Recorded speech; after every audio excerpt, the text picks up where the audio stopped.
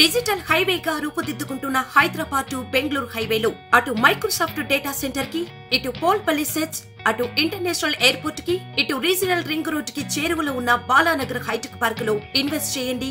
భవిష్యత్తు బంగారుమయం చేసుకోండి. Contact number 8500155255. Chevella లోక్సభపై మరోసారి గులాబీ జెండా ఎగరవేయాలని కేసీఆర్ కృతనిశ్చయంతో ఉన్నారా? సిట్టింగ్ ఎంపీ రంజిత్ రెడ్డి పోటీ నుంచి తప్పుకున్న గెలుపు గుర్రం కోసం వేట ముమ్మరం చేశారా?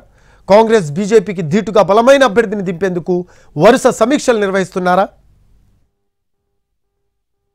చేవెళ్ల పార్లమెంటు అభ్యర్థి ఎంపిక కోసం బీఆర్ఎస్ కసరత్తు ముమ్మరం చేసింది. సిట్టింగ్ ఎంపీ రంజిత్ రెడ్డి మరోసారి బీఆర్ఎస్ నుంచి పోటీ చేసేందుకు విముఖత చూపుతున్నారు. దీంతో చేవెళ్ల పార్లమెంటు నియోజకవర్గ నాయకులతో బీఆర్ఎస్ అధినేత కేసీఆర్ సమీక్ష నిర్వహించారు.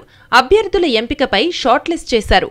పోటీలో కాసాని జ్ఞానేశ్వర్, పటూళ్ల కార్తీక్ రెడ్డి పేర్లు వినిపిస్తున్నాయి. వీరిలో ఒకరిని చేవెళ్ల ఎంపీ అభ్యర్థిగా ప్రకటించడం ఖాయమన్న చర్చ గులాబీ వర్గంలో వినిపిస్తోంది. అయితే తెలంగాణలో చేవెళ్ల లోక్సభ నియోజకవర్గానికి ప్రత్యేక స్థానముంది. ఇక్కడ 2 సార్లు బీఆర్ఎస్ విజయ కేతనం ఎగురవేసింది. అయితే సిట్టింగ్ ఎంపీగా ఉన్న రంజిత్ రెడ్డి కొన్ని రోజులుగా పార్టీ కార్యక్రమాలకు దూరంగా ఉంటున్నారు. పోటీకి ఆయన విముఖత చూపడంతో మరో అభ్యర్థిని ఎంపిక చేసే పనిలో నిమగ్నమైంది పార్టీ అధిష్టానం. చేవెళ్ల పార్లమెంటు నియోజకవర్గం పరిధిలోకి వచ్చే 4 అసెంబ్లీ స్థానాల్లో బీఆర్ఎస్ విజయం సాధించింది.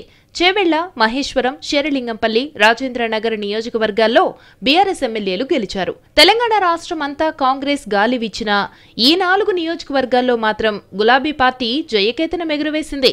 దీంతో పార్లమెంటు సీటు కూడా సునాయాసంగా గెలుస్తుందని పార్టీ హైకమాండ్ భావిస్తోంది. బీఆర్ఎస్ నుంచి పట్నం ఫ్యామిలీ వెళ్లిపోవడం, వాళ్లే కాంగ్రెస్ నుంచి పోటీ చేయబోతున్నారన్న చర్చ జరుగుతోంది. మరోవైపు బీజేపీ అభ్యర్థిగా మాజీ ఎంపీ కొండా విశ్వేశ్వర్రెడ్డిని ప్రకటించింది. దీంతో 2 ప్రధాన పార్టీల నుంచి రెడ్డి సామాజిక వర్గానికి చెందినవారే పోటీలో ఉన్నారు. వీరికి ధీటైన అభ్యర్థిగా పటూళ్ల కార్తీక్ రెడ్డిని బరిలో దింపాలని ఆలోచిస్తున్నట్లు సమాచారం. ఒకవేళ బీసీ సామాజిక వర్గానికి సీటు ఇవ్వాలనుకుంటే కాసాని జ్ఞానేశ్వర్ లేదా ఆయన కుమారుడు వీరేష్కు సీటు ఇవ్వొచ్చన్న ప్రచారం సాగుతోంది. మొత్తంగా పోటీలో ఉండేది పటూళ్ల కార్తీక్ రెడ్డేనా లేక కాసాని జ్ఞానేశ్వరా మరొకరా అన్నది తేలాలంటే మరికొన్ని రోజులు ఆగాల్సిందే.